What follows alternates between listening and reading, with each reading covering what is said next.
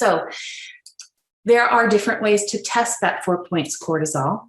And one of the ways is to do it is in blood. And it's very, very hard to do a cortisol test in blood. So traditional medical doctors or traditional medical offices don't tend to do any type of cortisol testing except for an early morning cortisol. And it doesn't give you an idea of what's going on. You really need the flow of what the cortisol is doing throughout the day. It would be very hard to get stuck 4 times in a day, show up at a lab exactly when you're supposed to, and they'd probably be closed by the time you need to do your nighttime cortisol testing. So I don't recommend a blood work cortisol test. Saliva is another way that you can test cortisol. You can measure the free cortisol. It has some good parameters.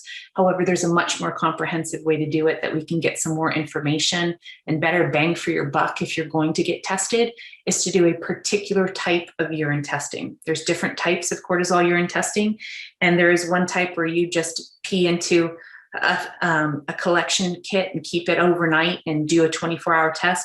That has some error because you're not able to see the rhythm as well. So most integrated and functional medicine doctors, and here at our office, what we do is called the Dutch hormone testing, which stands for dried urine test for complete hormones.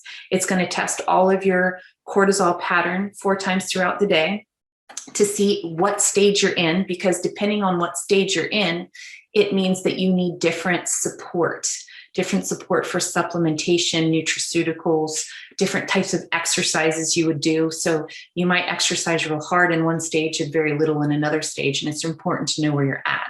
But this Dutch test not only shows the cortisol pattern and the DHEA pattern throughout the day, it also shows the other hormone patterns.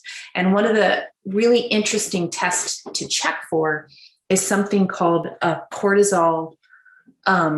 Cortisol will steal some of your other hormones. So say you're a 48-year-old female who started a business and then bought a building and then had a tree fall in their building in the middle of a pandemic.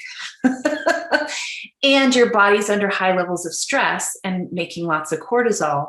What will happen is you have this precursor hormone called pregnenolone. It's one of the hormones that is above progesterone and estrogen and cortisol and testosterone. And under high levels of stress, you'll change pregnenolone, which should make your estrogen, your progesterone, and all of those other sex hormones. It'll turn it into cortisol, which means that you start to go into a place of menopause sooner than you should. So it's really, really important that if you're under stress, especially if you're a female and you're starting to see some changes that you shouldn't be seeing, that you get things like this checked, okay? The Dutch test also tests some what are called neurotransmitters. So neurotransmitters are epinephrine, norepinephrine, so your adrenaline, all those types of things. You can see some of that in the urine where you can't see it in an actual blood test. And it will check your estrogens to see if your body's in a healthy level. So not just a cortisol test, but a lot of other things. So if you're looking into doing some kind of testing, that is a really phenomenal test being used in this country by top-notch functional medicine docs and at Restoring Health.